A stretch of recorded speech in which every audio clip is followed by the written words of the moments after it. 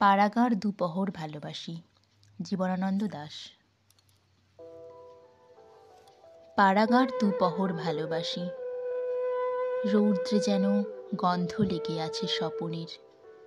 কোন গল্প, কি কাহিনী, কি স্বপ্ন যে বাঁধিয়াছে ঘর আমার হৃদয়ে, আহা কেউ তাহা জানে না কো।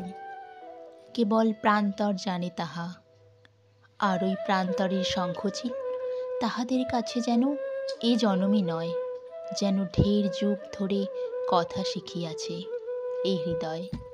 স্বপ্নে যে বেদনা আছে, শুষ্ক পাতা, শালিকের স্বর, ভাঙা মঠ, নকশা পেরে শাড়িখানা মেয়েটির রৌদ্রের ভিতর হলুদ পাতার মতো সরে যায় জল সিঁড়িটির পাশে ঘাসে।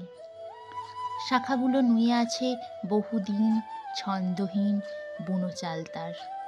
জলে তার মুখখানা দেখা যায়।